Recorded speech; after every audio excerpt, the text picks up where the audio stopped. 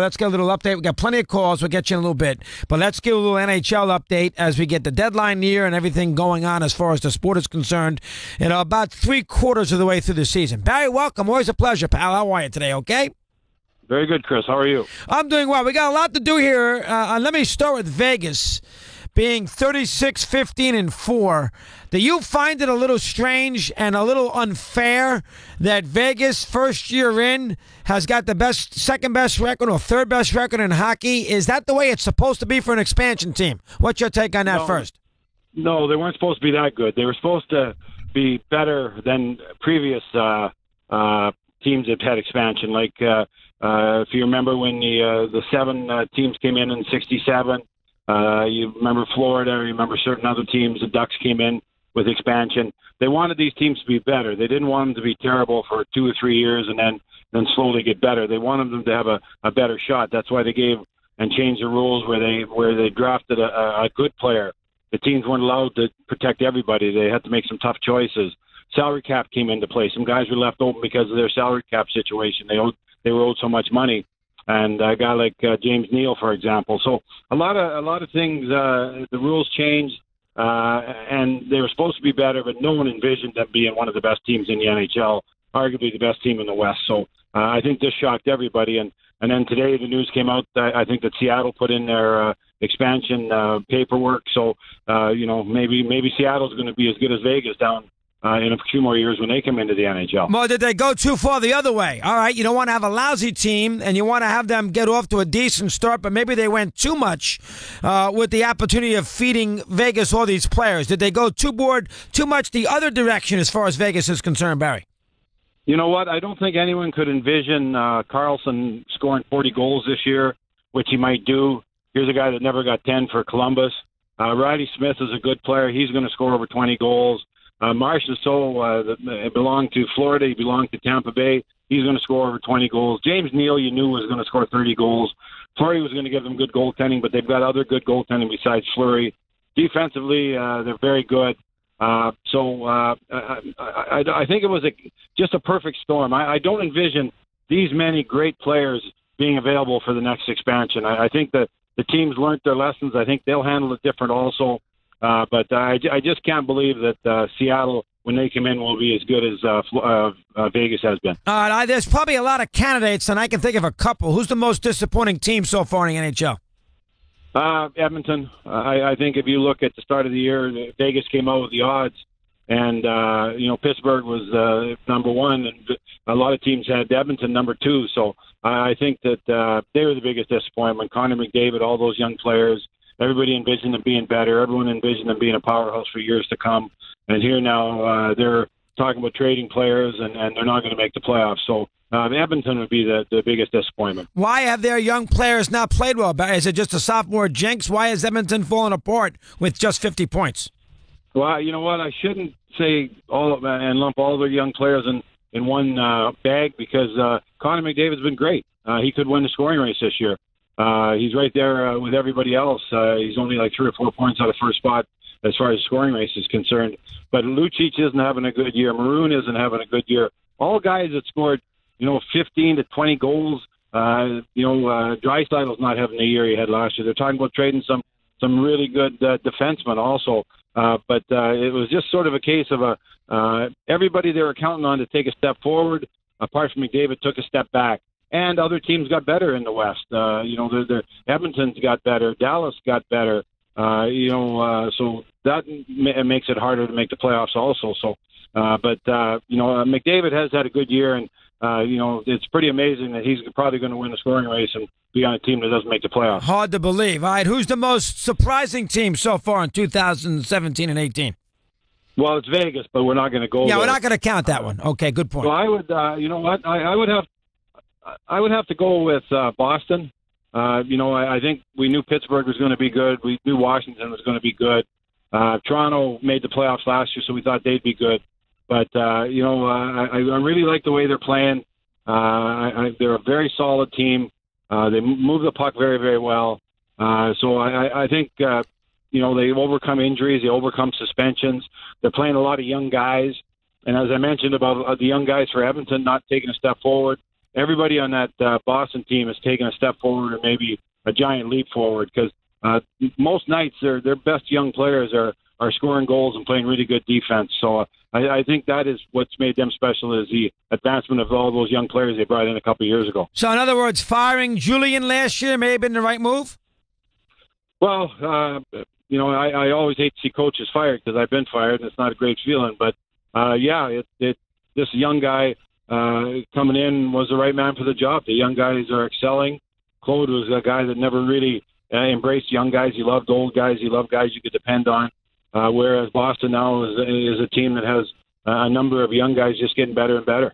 So we like the fact that they made, and obviously Montreal's had a rough year here so far. Figure out the West. Had a very bad year. Very bad year. All right, the Western Conference postseason, you're going to have 4 or 5 teams well over 500 who are not going to make the playoffs. I mean, there are 6 teams in the Western Conference in the Central Division who are way over 500, and there's probably 5 teams in the Pacific who are way over 500, which means that's 11. 3 don't get in. That's going to be tricky. Should be a wild race at the end. Let me hear your thoughts on that for a second.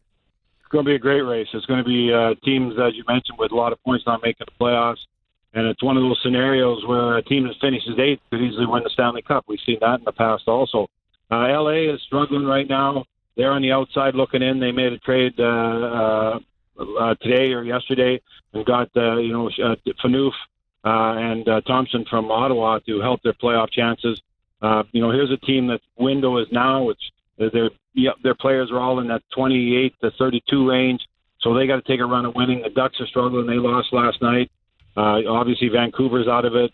Edmonton's out of it, as I mentioned. Calgary is hanging tough, but they're fighting with all those other Western teams. The Central team is very solid, apart from Chicago. Chicago is, talk about the most disappointing team.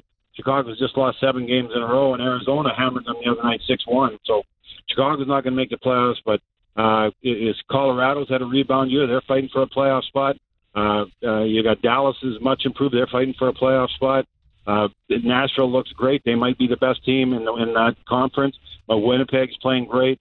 So it's going to be a great battle. That Western Conference is going to be spectacular. Is Pittsburgh, I know they're only 10 games over, and, they only got 68 points, but we all know about Pittsburgh. Will winning back-to-back take something out of Pittsburgh where we can't expect much come postseason, or are they going to use their experience and guile to make another big run? What's your take on them?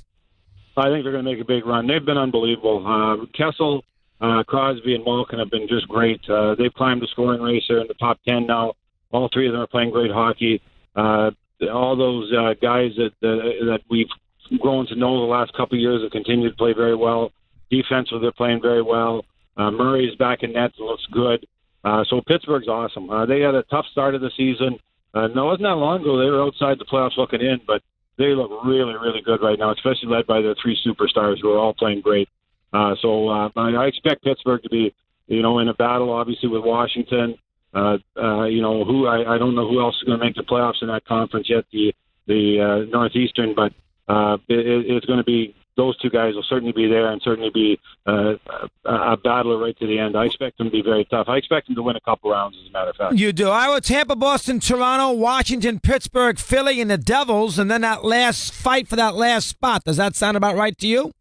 Yep, that sounds about right. It's going to be Carolina's climbed into that spot now. They're in a wild card. They look like they're out of it. Florida won't go away, but it's hard to believe that they're going to be in it. You mentioned Tampa looks great, but they're on a swoon right now. They're on a long road trip. Montreal's out of it, as you mentioned. It's just Columbus is on the outside looking in, but they're only points out of things. So it's just going to be a fantastic battle. It's just going to be going right down to the wire. Probably games the last year of the season will determine who makes the playoffs and who doesn't. All right, will the Rangers entertain any offers of trading Lundqvist? Yeah, I think the Rangers are in a situation where they don't have to because they're still in it, although, you saw that message a few weeks ago that certainly looked like they were saying they're out of it, but they're still close enough that they can take a run at it. But if they lose a couple more games now until the trade deadline, I would think they're going to be sellers, and then anything is available. I got to think, they could get a lot for the older players they got that are available if they want to make some trades. So the Islanders are the same thing. What's going to happen with them? What's going to happen with Tavares? They've got so many black clouds hanging over their heads right now. When the Devils look good, they look rock solid, and then they go into a swoon for a few games and lose 2 or 3 in a row, and then they sink down into the wild card and out of the playoffs totally. So it's just going to be fantastic near the end of the year.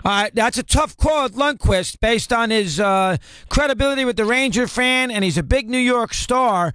That would take some guts to pull a trigger for Glenn Sather. You think he might do it? It would have to be a home run. It would have to be a deal where Glenn could say to the press that I had to do it. It was too good a deal. It was whether a real first or second or third pick, a blue chip kid that's a bona fide star, something like that. You got McDonough could we move too. That wouldn't be quite as big a deal, but yeah, to move Lundqvist, the deal would have to be a can't miss for the Ranger staff. All right, which team last year that gained a lot of experience in the postseason that's good now could be I think it's Toronto, because obviously they lost in the first round, that right now is in position to make a big run and could be Winnipeg, Toronto. Give me a team that has come off a good postseason from a year ago where they got their feet wet and has played well and will really gain from that experience. Which team would that be? Well, it's Nashville. Nashville gained from that going to the finals last year. They added Kyle Turris in a trade a month ago. It was going to give them more scoring depth. And don't forget, they had 2 or 3 guys that were big parts of the team hurt severely. Johansson didn't play the finals, and he's arguably their best forward. And then Mike Fisher's going to come back and play the rest of the season. So you're going to add him to the lineup also. So Nashville is the team that learned the most. They addressed the needs they had in the offseason, and they look great this year. They're probably the best team in the toughest conference, that Central Division, in the Western Conference. All right, Minnesota, when Boudreau never gets anywhere in the postseason, and the Capitals always disappoint. Could both those teams make noise in April and May? Yeah, I like the way Washington plays. I probably like the way they're playing now better than I liked them when they were the President Trophy winner and getting well over 100 points. They seem to be more gritty and tougher and better defensively. Minnesota, again, they're in that division. They're in that Central Division, which is so tough to come out of. But they're a very good team. And again, you got Nashville, they're good. Winnipeg, everybody's good in that conference. So Minnesota, they got they got Parise back. A couple more weeks, he'll be playing better and better all the time. So certainly Minnesota is one of those teams that could easily fool a couple people and win a couple rounds. All right. Now, it's funny. A lot of the big stalwart teams, Detroit's going to have this long streak end. A lot of these big teams, these great franchises are going to probably be on the outside looking in. You mentioned Montreal, the Rangers, Chicago, Detroit. I mean, you got a lot of big franchises, Edmonton and Vancouver have been around a long time, that are not going to make the postseason. Let me hear some thoughts on that for a sec. Go ahead. Well, you're exactly right. That certainly affects TV, and that affects the NHL. Not having McDavid in the playoffs is certainly something the NHL won't like. But I think it's great for the league. I think we saw how excited Nashville was last year going to the Stanley Cup Finals. How the city was, and how the place was so crazy. Winnipeg hasn't been in the playoffs in a long time. I know that's not going to help the American ratings, but I'll tell you, in Canada, that's going to be crazy. That city will be nuts. So, Calgary is a city that goes crazy when they make the playoffs. So, if I was a boss at a TV network or owned, one of these NHL teams that's going to miss the playoffs and be on the outside looking in, I wouldn't be happy. But if I'm a fan that just likes, seeing new things and seeing new cities and seeing new ideas, I'm all for these new teams making the playoffs. So Vegas making the playoffs is a fantastic story. That's going to be covered from wall to wall. So I don't think there's anything wrong with that. And you're okay with the structure. You and I have discussed this before, Barry, with the wild cards, and you get out of the division first, which means sometimes the two best teams have to play before they get a chance to meet each other in a final in a conference. They play earlier, Washington, Pittsburgh. You're okay with that format, correct? I'm okay with it. Is it perfect? No, but we've tried other things, and they haven't been perfect either. What we need, and what's the problem is, Chris, is with that format, Washington meets Pittsburgh all the time, and the trouble is Pittsburgh wins all the time. So the format's labeled bad. If Washington would have won a couple of those games where they lost, they would say, geez, that's a great format. Washington and Pittsburgh play every year, and we love it, and it's such a great battle. But Pittsburgh wins all the time, so it looks like a bad format. So I'm okay with the format. It's something that they might tinker with. We tinker with a lot of stuff at the NHL, but it's been okay. And Seattle's going to get a team, Barry. Last thing, how about the Seattle? That's a great market. Will they get an NHL team here in the next couple of years? It certainly looks like it. Everything's pointing towards that. The paperwork, the people involved, the stuff coming out of Seattle by the newspapers and stuff.